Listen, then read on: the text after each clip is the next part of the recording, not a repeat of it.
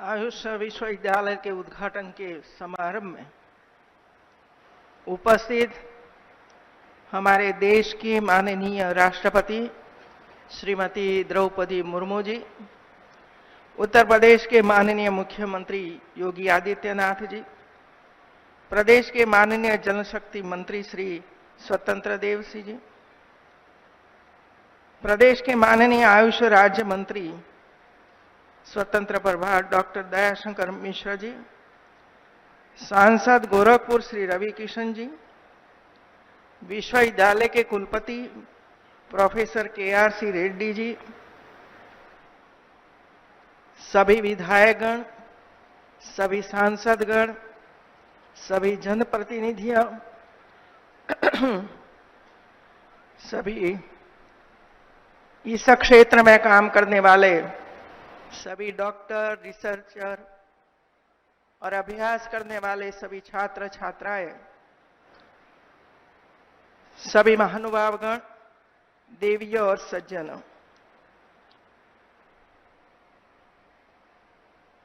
कल गोरखपुर में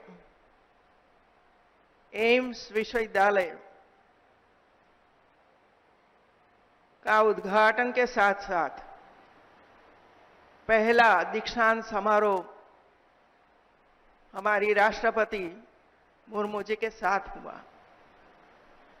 जो बच्चे हमारे पास हुए सबको अवार्ड देकर आशीष दिया गया, मार्गदर्शन दिया गया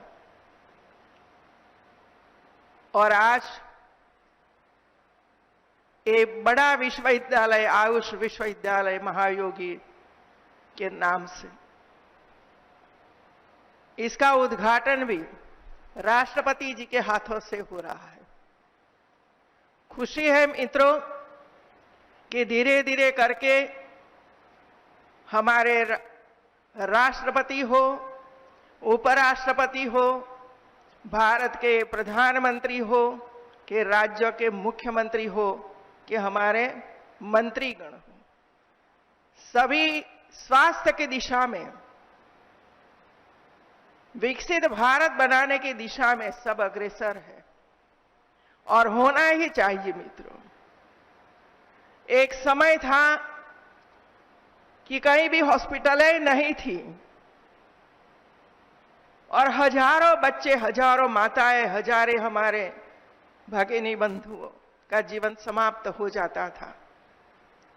धीरे धीरे करके जो जरूरी है वो दिया जा रहा है और आधा अधूरा नहीं देता है, लेकिन पूर्ण स्वरूप हॉस्पिटल हो, विश्वविद्यालय हो और जो जरूरी चीजें हैं, सुविधाएं हैं, सभी सुविधाओं के साथ ये दिया जा रहा है। आज हमें बताया गया कि इधर भविष्य में भी क्या होने वाला है और ग्राम में जीवन तक हम किस तरह पहुंचेंगे, इसकी बात भी हमारे योगी जी ने आपके समक्ष रखी है मित्रों। किसान को क्या फायदा होगा ये भी बताया गया मित्रों, क्योंकि इसमें ऐसे प्लांट की जरूरत पड़ेगी जिसमें से आयुर्वेद की दवाइयां बनेगी। कोई केमिकल का उपयोग नहीं होगा जो एलोपैथी में हो रहा है।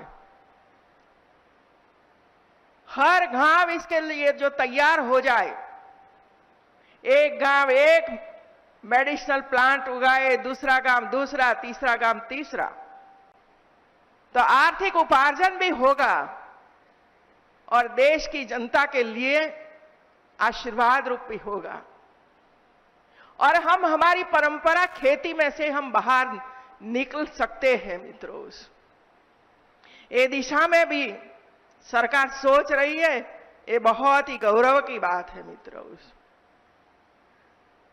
मैं एक और बात आपसे ये भी कहना चाहती हूं मित्रों, हमारे पास सब कुछ है, एलोपैथी है, होम्योपैथी है, यूनानी है, आयुर्वेदा है, सब जगह कॉलेज भी है, यूनिवर्सिटियां भी है, हमारे स्टूडेंट्स, हमारे डॉक्टर बन रहे हैं,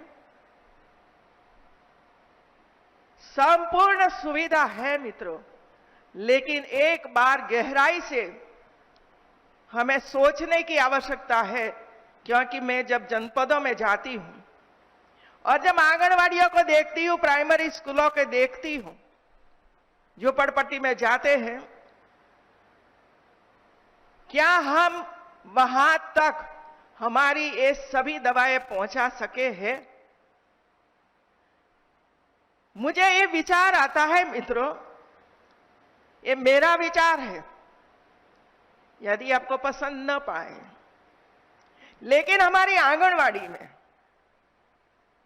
जो दवाई, होम्योपैथिक दवाई, आयुर्वेदा, जो हमारे बच्चों को खा जाती है, ऐसे रोग, शुरू से यदि हम उस पर ध्यान देंगे तो वह बच्चे छोटी उम्र से ऐसी ऐसी बीमारियों से बाहर निकल जाएंगे।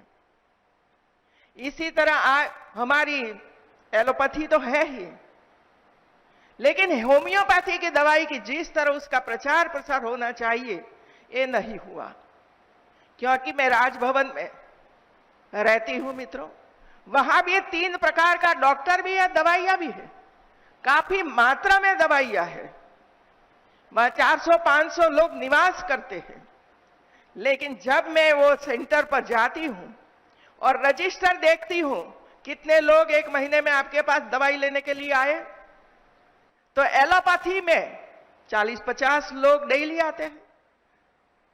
होम्योपैथी में कितने लोग आए? तो जवाब मुझे मिलता है, जो आते हैं उसको देते हैं।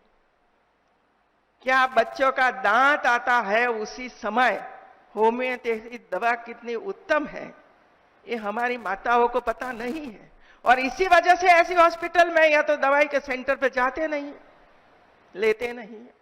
क्या ऐसी दवाइयां हम हमारे आंगनवाड़ी में रख सकते हैं? पेट में दर्द होता है, कृमि होता है, वेट नहीं बढ़ता है, बार बार बीमारी